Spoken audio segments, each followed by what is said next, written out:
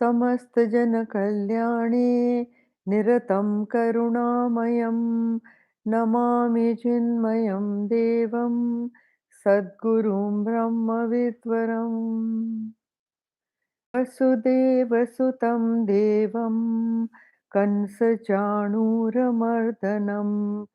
देवकी परमानन्दं कृष्णं वन्दे जगद्गुरुं कृष्णं वन्दे जगद्गुरुम्. Okay, so here, Krishna has gone into a stream of examples which he is giving to Arjun to tell him that if he wants to really focus his mind on the Lord, then what all should he think like? What all should he see? And what all should he imagine the Lord working through? And here he is saying, अश्वत्थ सर्ववृक्षाणां देवर्षीणां च नारदः गन्धर्वाणां चित्ररथः सिद्धानां कपिलो मुनिः. Among all trees, I am the people tree. Among divine rishis, Narada. Among Gandharvas, Chitraratha. Among the perfected ones, the Muni, Kapila. Now, listing his vibhutis, this is Vibhuti Yog, this chapter. So, listing his vibhutis, he is, he lists to you those that are very obviously showing divine traits, So, divine traits are there in everyone, but the thing is that he that exhibits the maximum are the ones that he has picked. Now here he says, among all trees, I am the people tree. ये जो है ना अश्वत्थ, okay. So Ashwatha is the means, actually it means that which does not remain the same next day. That which does not remain the same next day. This metaphorically is the world of change. Of course, if you take it like that. So it is the world of change and it is always moving. If you see the people ka leaf, if you see the leaf of the people tree, it is always shaking like this. It is always fluttering like this. Huh? So that is change in the Jagat. Also, the people tree, has got many other advantages, and you know Upanishads compare it to sansara. Sansara or Jagat, let us call it Jagat. Jagat means that, Gurudev used to say, Jagat means that which keeps on changing and fluctuating. Jag. Flickering. So, something that is all the time flickering and changing, which you and I experience in the world outside, that every day there is a new battleground. You get up in the morning and all kind of situations attack you from all sides, which have changed from yesterday and then require your attention, isn't it? And every day it is the same thing, that something new keeps cropping up and you have to then solve that matter. So here also the people tree is that which and it is a permanent tree. It has a long life. They say the people tree lasts for centuries. That is also said. So something that is permanent, but something that is always changing, something that keeps on. So that is why he says, I am the people. Acha, one thing please remember, and that is that, instead of seeing the symbolic meaning and instead of seeing what the Lord really means, people take it people take it as a personification of the Lord. So ordinary people amongst the Hindus, they start worshipping the people tree because they say the Lord has said in the Geeta that I am the people. It does not mean that he is not there in any other tree. That is not the meaning. The meaning is only that which is always going to be there, that which is ever changing, the world around you that you see, I am manifested through all. That is all he's saying. So then even the Malis don't cut the people. And also you will notice that the people tree is the most lasting one, of course, in terms of time, but it grows just anywhere. In crevices, और पुराने घरों में जो cracks आ जाते हैं, उनकी crevices में, ruins में, इधर उधर, even a little bit of mud and water they get, a people tree will sprout. You may have noticed. And then Malis don't even remove it, thinking कि ये तो भगवान है. So that kind of a thing. Anyway, next one is among divine rishis, I am Narada. Hmm. Now, Narada Rishi, divine Rishi, he is called a Deva Rishi because he is a Rishi to the gods, also, they say, in the heavens, or any celestial beings also he interacts with. So, he is called Deva Rishi. Now, the word Rishi, please understand कि Rishi जो word है, that only means a great thinker, a person who's a logical, scientific thinker. Also, the word Rishi means he who knows all, somebody who knows all. So, Narad Rishi is amongst the best amongst those rishis, huh? Because he helps the divinities also, and he helps the people on earth also, and he is meant to keep on traveling. So, he travels all the universe. Now, here the next one is Gandharva. Among the Gandharvas, Chitraratha. Acha, who are the Gandharvas? See, Gandharvas are depicted in our Puranas and all as highly sensitive beings. People, whose very evolved minds are highly artistic, and they are not really like the general lot of people in the world. Their minds work a little differently. In this come artists, painters, writers, and people who contemplate a lot. These kind of people, musicians, are all Gandharvas. Musicians, poets, artists, painters, uh, actors, their minds work in a little bit of a different mode than the rest of the world. They are called Gandharvas, but were the entertainers. They are depicted as entertainers to heavenly celestial beings. Also, understand when you say celestial heavenly beings, do you notice that every human being is not an appreciator of art and music? Everybody can't. There are some people who have these very rare sensibilities that go into appreciation of music, dance, art forms, instruments, this, that, and the other, any creative field. So there are few people in creative field. So Gandharvas mean those who enjoy this kind of thing and also indulge in this. And so amongst the Gandharvas, he is Chitraratha. See, even the name Chitraratha. Chitra is a one who does painting. Hmm? जो paint चित्र बनाते हैं. Now, he has Chitrarath is depicted as a person who had many skills in him. He had many art forms in him, and he was a very talented person. So rare talents, huh? So he was one of the best singers over there. So Chitrarath was his title. Acha, then after that, what is it? Among the perfected ones, the Muni Kapila. So among the perfected ones, Muni Kapila, see, Kapila Muni is a famous realized master who was also totally one with the Lord. So he is also called Kapila Bhagwan. He is referred to as Kapila Bhagwan. They say, if you go into Puranas and all that, the place where he was a Siddha Purush, and the place where he and many like him meditated was a place in Himachal called Sidhbari. And that is why the name Sidhbari. Bari means home of the Siddhas. जहाँ पे के सिद्ध रहते थे या जहाँ पे के सिद्ध लोगों ने तपस्या की. So those ascetics who did a great tapas sitting in the hills was this place called Sidhbari. अभी भी वहाँ पे there are ruins of ancient temples and gufas where people sat and did their puja and did their meditation.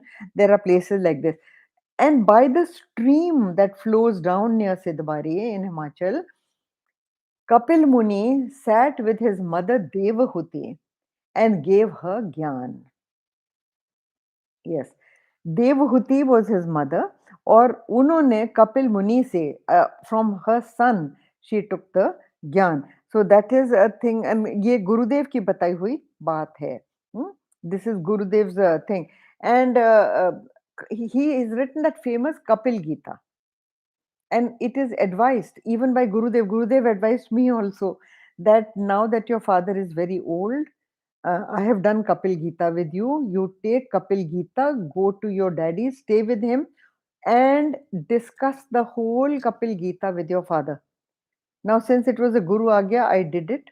I took that Gita, I went there, and I sat with my daddy, who knew a lot of Vedanta, of course. My initial Vedanta, all I know from him. So I discussed and gave out the entire Kapil Gita to him when he was very old. So this the Kapil is the author of the Sankhyan philosophy. Also, Gurudev has written in his commentary. The Sankhyan philosophy Gita talks about. It is a logical concluding philosophy. Any philosophy that is discussed point wise, like point number one. Sankhya is from Sankhya. संख्या जानते हैं ना आप counting. So when you give point wise, point number 1, point number 2, point number 3, and this because of this, because of this, so you conclude and you come to a conclusion, that is called Sankhya philosophy. It is a methodology of a certain philosophy, and here he was the originator of this. So Kapila Muni. Come to the next one. उच्चै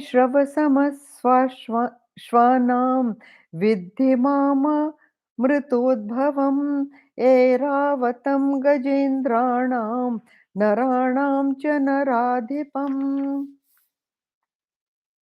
Know me among horses as Uchchaishrava, born of Amrit, among lordly elephants the Airavat, and among men the king.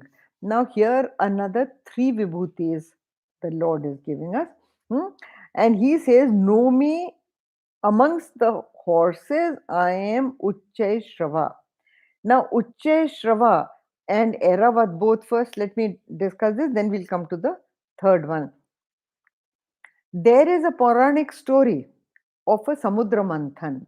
You must have heard about it, the churning of the Milky White Ocean. Now that is a symbolism. First, I'll be explaining the symbolism to you before I can do the verse, and I can explain Uchcheshrava and Airavat. The Milky Ocean. There is a picture in the Puranas of a milky white ocean upon which a serpent is floating, and he is a coiled serpent, and with his hood, a many hooded serpent, which is not serpent because सर्प जो होता है उसका एक सिर होता है, जिसके कई hoods होते हैं, उसको नाग कहते हैं, नाग. So this is Vasuki Nag sheltering the Lord like that. And the Lord is sleeping on this bed of the serpent, where he is called Vishnu Sesha Sai. So Vishnu Bhagwan is resting in Yoga Nidra, that means in a contemplative pose, on the Sesha Sai. Okay, this is the picture. Now, what does this picture mean? And why should there be a picture like this? First of all, what does the picture mean? The symbolism of this whole thing is the milky white ocean is the pure bosom of the seeker. The purity stands for white. Milk has purity and life sustainability. It has a life sustaining quality. See, the first food of a child is milk, isn't it? Which sustains him for a long time, long period of time, mother's milk, right? And after that, also, milk you give to anybody is an easily digestible food and also has sustaining power. People can live on milk also. So it is a milky white ocean. That means the pure antahakaran of the seeker. His buddhi, man, chit, and ahankar should be pure. Now, in such a pure thing, snake, a snake is lying coiled up to form a bed. Now, what is the snake? Snake is representative of ego in almost all religions, even in Christianity. Remember, Adam is tempted by a snake on a tree, right? So, ego, he is represented as evil, as ego that is poisonous, that spews poison on others. Now, when can a serpent attack? A serpent has to face his hood outward only to spill poison, right? But in the Seshasai picture, it is important to note that the hood is turned towards his own body, turned inward. That is, and since the serpent represents the mind, ego and mind, same thing, the mind, unless it is turned towards your own self, unless it is turned inward, you cannot contemplate. So the serpent represents the mind that is contemplative mind, that is turned towards your own self, turned towards ego, turned towards your own true existence. And in such a mind, in such a antakaran, only the Lord can rest. In such an antakaran, you find peace, yoga nidra, and the Lord resting in your bosom, depicting peace. This is one. The second is that Lakshmi ji is sitting also there, pressing the feet of the Lord, doing some seva. Huh? So they say that Lakshmi, to such a to such a seeker, such a master, he does not run after wealth, he does not run after material possessions. Lakshmi is not his mistress, she is his sevika. She is his sevika, and she is there serving him. So a seeker of that order does not have to run after wealth and riddhi siddhis come to him. This is the picture. Okay. Achapi, then there is another picture on the Milky Ocean of Samudra Manthan. Hmm? They say that एक वो पर्वत है, सुमेरु पर्वत, and Vasuki Nag is around that parvat. Vasuki is around that parvat, and the evil forces and the celestial forces, that is Danav and Dev, they are churning the Milky Ocean with the Sarp Vasuki as a rope. Now, this is also amazing. First of all, a Milky Ocean nobody has seen. Secondly, a mountain in the ocean, and thirdly, the evil people and the good people churning the mountain with a snake. So, isn't it a very strange, mystical picture? But these pictures are given to hold the mind of the person first, to attract the mind so that the mind focuses on it. Huh? And then what is the meaning of it? It is that the milky white ocean, which represents the mind of the seeker, has to be churned and churned by the ego. You have to churn the antakaran by your own mind. That is contemplation on yourself. When you churn the ocean, then just like butter comes up, similarly for the seeker, who's a true seeker, even in the early stages, sankalpa shakti becomes strong and riddhi siddhi start coming to that person.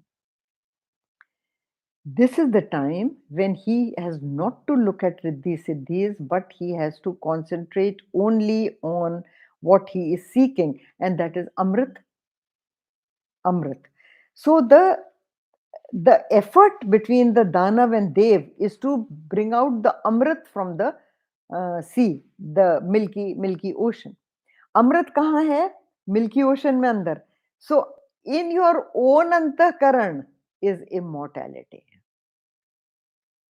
The self, the pure consciousness which is in you is the immortal Amrit.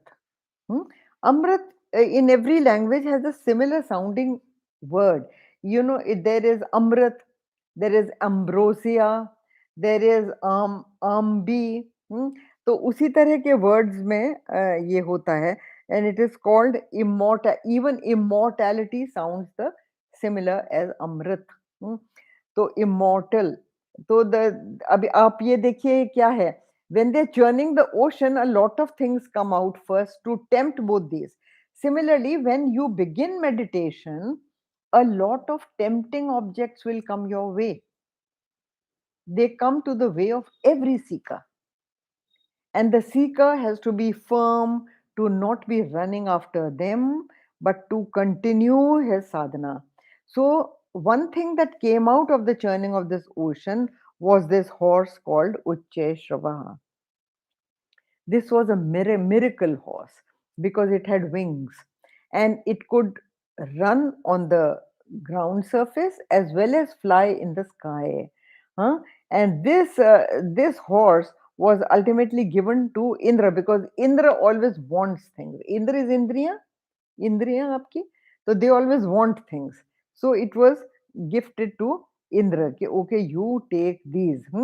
Now, since you are doing consistent effort of churning your mind, ultimately you gain peace, which is Amritatva. Hmm? Now then, this was it. Okay, so this winged horse, uh, 13 objects came out. Uh, 13 objects came out of the sea, and amongst that, one of them was Uchcheshrava. The other one was Eravat. Eravat is a white elephant. Now, this elephant can also fly, huh? And it comes down when it has to, and it can fly up when it has to. Now, this Eravat also, since it was a divine elephant, divine amongst the animals, it was given to Indra again. That means the Siddhis come to lure your Indriyas. That is the meaning. All the siddhis, materialistic prosperity that comes to a seeker, comes to lure him and make him fall. So, Gurudev used to say, you should understand them, but don't indulge in them at all. Don't get your ego flattered by them at all. That is why Gurudev used to say that whenever anyone compliments you, direct the envelope immediately to the Lord. Because if you take it for yourself, समझिए वाह आप क्या हैं, आप तो ये हैं वो हैं, and you start thinking कि yes I am, what have you done? All you have done is fattened your ego, and the whole exercise is to lessen the ego. So immediately redirect it either to your teacher or to the Lord, the same thing. Redirect it again and again. That is why you notice when you compliment these sannyasis, most of them immediately will say Krishna, Krishna, Krishna, Krishna, Narayana, Narayana, Narayana. That means what you are saying for me is not my glory, it is the glory of my teacher or the Lord. So you have to redirect it to Gurudev. Okay. Now then, ये हो गया. अच्छा, then फिर okay, then the last one he says is, and among men I am the king. That means ये देखो, हाँ वो क्या कहते हैं, I am the Naradhipati. That means I am the Adhipati of the Naras. Nara is men.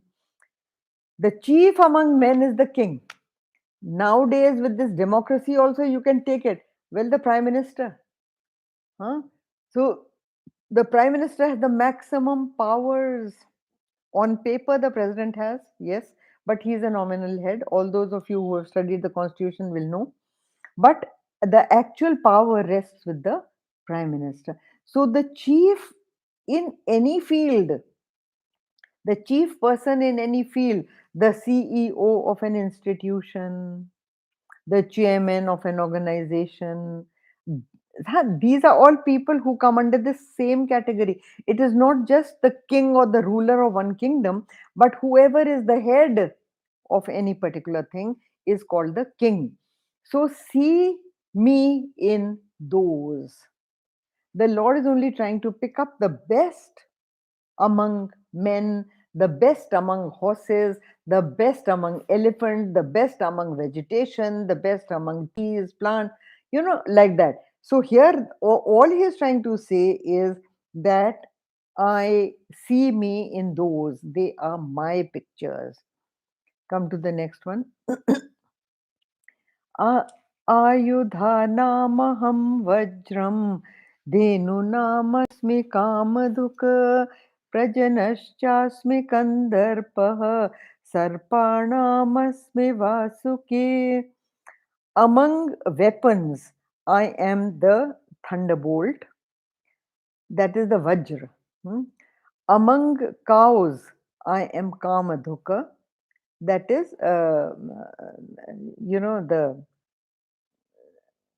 the cow that can fulfill all wishes. I am Kandarpa. Kandarpa is Kamadev, the god of love. I am Kandarpa, the cause of offsprings. Among serpents, I am Vasuki. So let's go one by one. Among weapons, I am the thunderbolt. Now, thunderbolt is Vajra. In ancient literature, Vajra is supposed to be so hard that it cannot be shattered. It can never be shattered by any other weapon, counter weapon. So it is a kind of a discus throw which revolves on the Lord's finger. It was, वो एक कहानी है कि the great rishi called Dadichi, he gave his one of his rib bones for the making of this. They said that if a bone is taken from his body and this vajra is made, it can never be destroyed. So he agreed to give one of his ribs so that the devatas could be saved and the danavs could be killed with that. Now these kind of the अच्छा दूसरा क्या it is also known as the shatterer of vrittis. जो वृत्तियां होती हैं, एक meaning वज्र का ये है कि वो वृत्तियों का नाश करना. वृत्ति is a thought patterns and all that. So he destroys the thought patterns, the agitated mind running in all kinds of directions, here, there, and everywhere in the materialistic world, and he destroys that kind of mind and stabilizes it to bring peace and calm and equilibrium in that mind. So this is Vajra, and he is Vajra among the weapons. This is the hardest weapon. वो हनुमान जी की स्तुति में ये होता है ना, वज्र देह, वज्रंग बलि. बजरंग बली जिसको आप कहते हैं, it is actually vajra ang. His whole body is like a vajra, cannot be destroyed. So vajra cannot be shattered. Vajra ang. So bajrang bali you say. Okay, next one. Of cows, I am Kamadhuk. This is this is a cow called Kamadhuka that you can milk all your desires from this cow. That is how the story goes. Huh? So here it is what. Hmm, uh, See, she also is one of the things that came out of the Milky Ocean. So we know that there's a reference to this. That अच्छा, दूसरी चीज एक ये ध्यान से समझना, कामधुक also means the strong sankalpa shakti developed in a seeker. It happens quite early. When you start meditating, this happens quite early, that whatever you wish for takes place. It happens to many seekers. You think of somebody and that person will come and meet you. You think of someone and that person will phone you directly. You think that oh mujhe ye cheez chahiye thi, and that thing comes to you. No, this is sankalp shakti power that you start getting. It is one of the siddhis. But this siddhi starts coming to you very early in meditation. But don't, please don't start thinking कि आप कोई सिद्ध हो गए हैं. कुछ भी नहीं हुआ है. This is one of the very early things of a concentrated, integrated mental personality. That it gathers, mind has a lot of power. So the moment you integrate the mind and intellect, it will start getting these kind of powers. So the Sankalpa Shakti actually in a seeker, the strong Sankalpa Shakti is the one that is called Kamadhuka. So it is not really any cow or anything, but this is the process when you start meditating, when you start churning your milky white antakaran, then these siddhis start coming to you. Acha. Then again, the next one is of all the causes of offspring, I am Kandarpa. Now, dekho, Kandarpa is a Kamadev. Kamadev is a mythical god of love. In all religions, there is a god of love. Hmm? Cupid is depicted as a chubby youngster with a bow and arrow, which have 5 arrows flower tipped. Flower tipped 5 arrows. Whom does he shoot at? Your 5 senses. Your 5 senses. How do you fall in love? You have seen someone, you have heard about someone, you have felt and touched someone. This, and you love that thing. Whether it is a person or it is a thing, but you fall in love. You fall in love with these 5 arrows that Cupid has. Hmm? Now, Kamadev also is supposed to have these flower tipped arrows that he sends to you, and they are aimed at your sense organs, aimed at all your sense organs. Now, Kandarp is the power behind sexual desire. Kamadev, huh? And we call him Dev because if that Devata was not there, there would be no progeny. There would be no children in the world. The human race would be destroyed. So he does a very great function. He has a very important function of furthering the human race. And that can happen only unless there is the urge to create progeny, it will not happen. So Kamadev is a very, very important, very, very important. And he says that for creating offspring, I am Kamadev. And because it is a divine force, like the Lord Himself is saying, I myself project myself as Kam only for the production of children, not licentiousness. Very carefully, huh?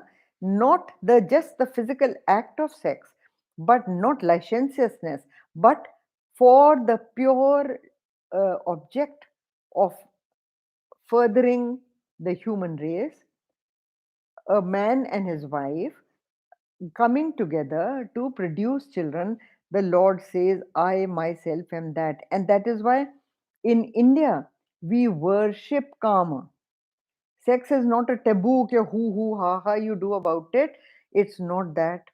We have temples depicting sex, because it is a divine activity where the Lord manifests as a creator of human beings. So there is no hush hush about it. And we were very, very explicit. It was scientifically dealt with. We are the only country in the religion in the whole world who has a book on sex.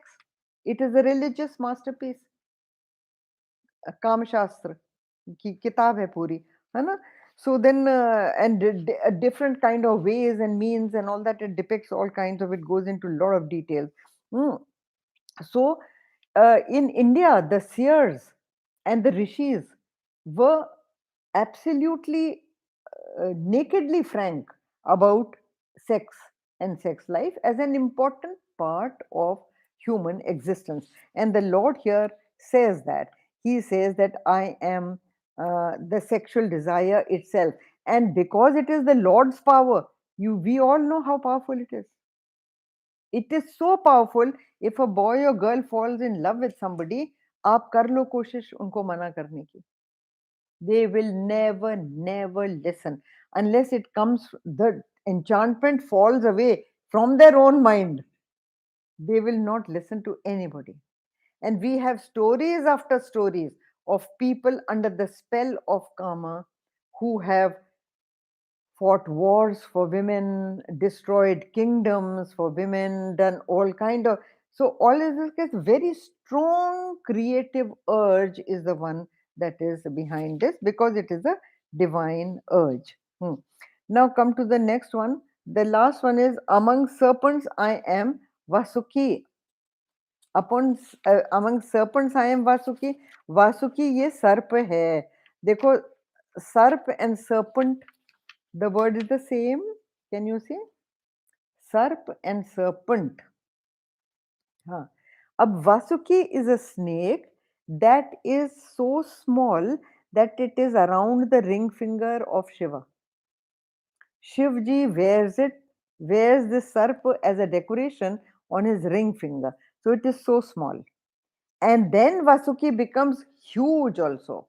Vasuki becomes very big, that it churns the Milky Ocean. He is used as a long rope to churn the Milky Ocean. He becomes that big. So, since the Lord himself says that I am the Vasuki, the Sarpa, uh, it has to have divine powers. It can contract at will, it can expand at will, it can become as small as Anu. Anu is atom. Huh? Or it can become as Mahan as anything. Huh? So the Upanishads describe divinity as Anu Raniyan Mahato Mahiyan. This is the description in the Upanishads, that he is the smallest of small atoms and he is the largest of large anything. Only meaning to say he is in everything that you see. He is everywhere and in everything that you see. So here the Mahato Mahiyan Anoraniyan. अच्छा, सर्प is serpent. देखो, कई सारे words English Hindi वगैरह के एक से होते हैं, उसमें एक वर्ड ये भी है, सर्प and serpent, same sort of word. Of course, words like mother and father, paternal, maternal, or matra, pitra, they all look similar in so many languages of the world. Mother and father. These two words are very similar. Pater, paternity, maternal, maternity. All these, matra, they all pitra, matra. So paternity, maternity, and so many others. Take any language, whether it is German or this or that, or any Indian languages also, they have similar sounding words. So he says over here that जो नाग होते हैं, I told you just now before that नाग होते हैं with many hoods. They represent the mind. Nagas represent the mind, which thinks in 1,000 different ways. Okay, and and some people say that Nagas are found not with thousands of heads, but at least with 5 heads. The zoologists have discovered them. Now, 5 heads means what? The 5 sense organs represented as ego in the Naga. Serpent also is the same. Serpent is also ego. Nag is also ego, because they spew out poison into the world. Only when they are turned inward, they are protected. They are protective. Okay? So we come here. So the Lord calls himself Vasuki because he expresses through the smallest and the largest. This is divinity. We stop here. Om Purnamada Purnamidam Purnat Purnamudachyate Purnasya Purnamadaya Purnameva Vashishyate. Om Shanti Shanti Shanti Hari Om Shri Gurubhyo Namaha Hari Om